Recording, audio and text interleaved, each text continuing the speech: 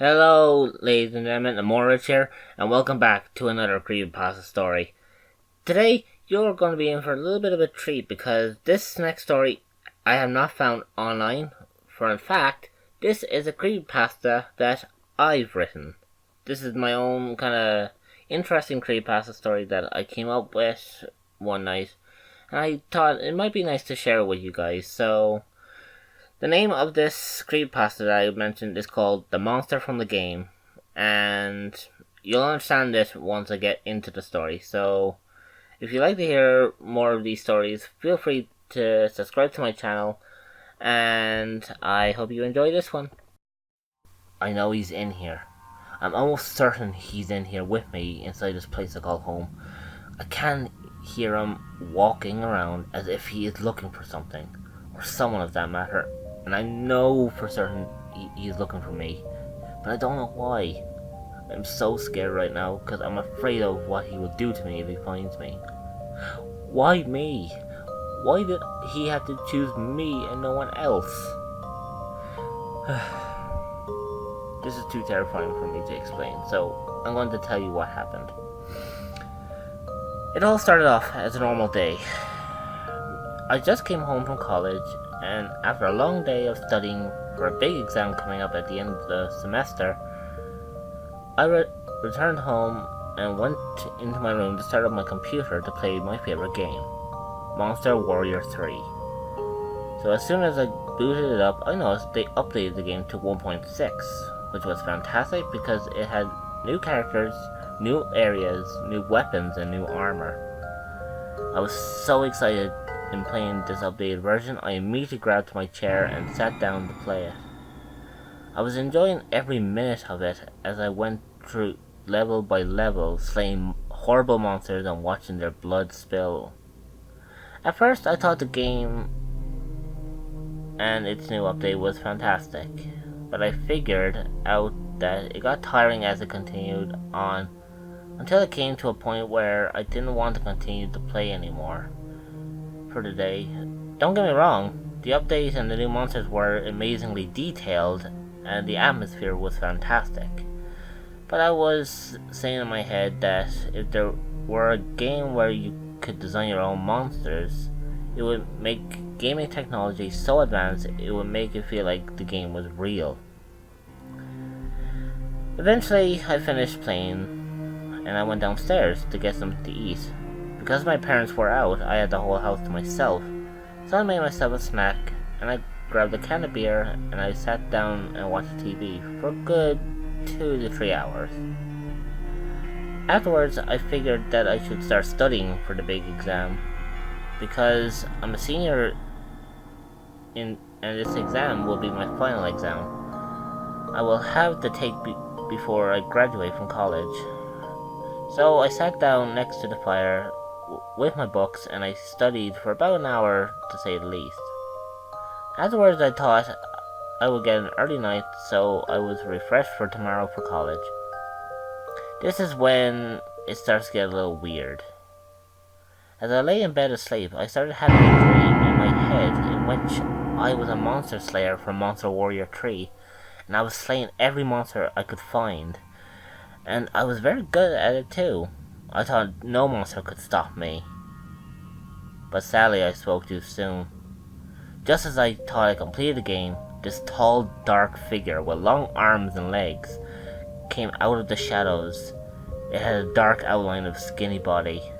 Its face was the color of human skin. It had no ears at all, and it also had a mouth full of serrated, razor-sharp teeth. But the fearsome thing on this monster was, it had no eyes.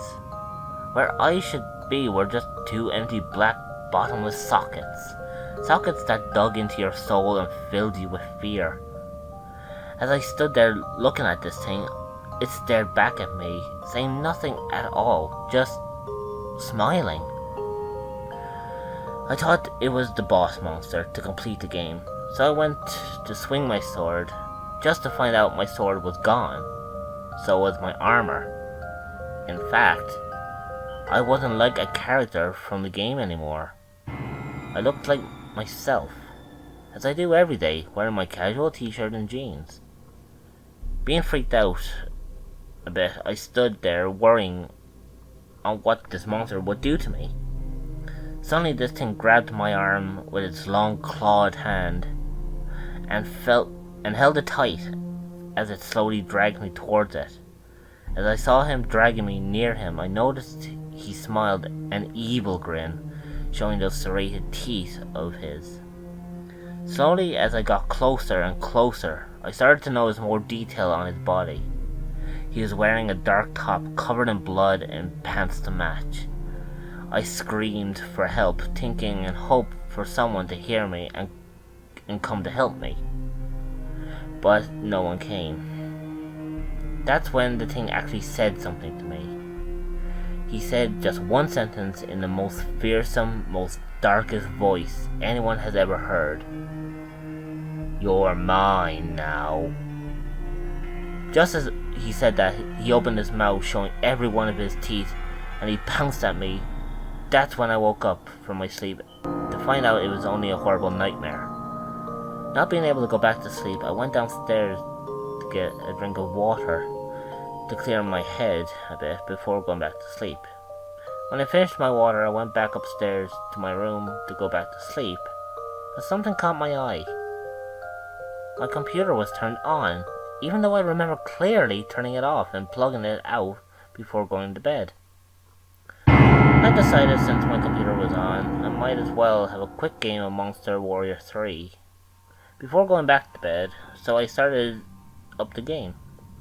But this time, the title screen was different.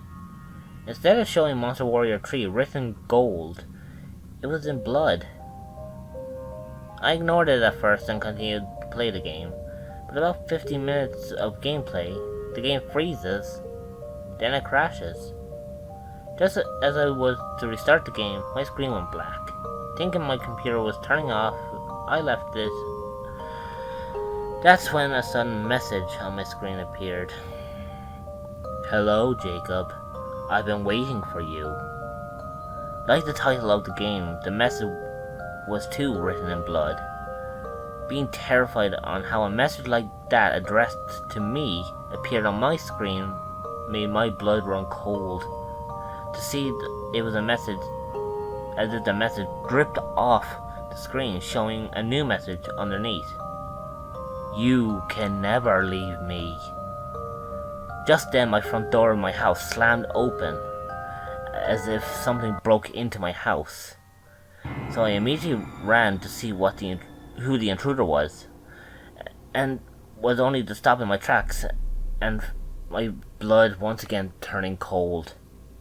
It was him, the figure from my dream, the one with the tall body, mouth full of serrated teeth, and those black bottomless eyes. I screamed and immediately ran back into my room, slamming the door behind me, and to look for a place to hide from this monster.